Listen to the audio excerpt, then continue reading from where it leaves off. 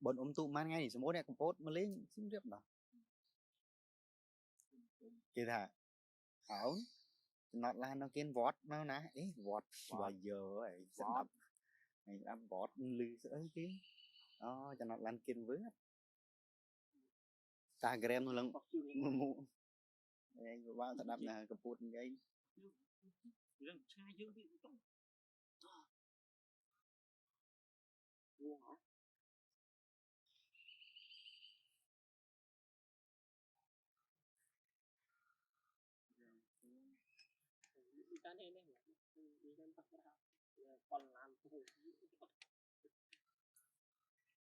làm đỉnh lâu Instagram nó chụp cái gì bài của luôn mình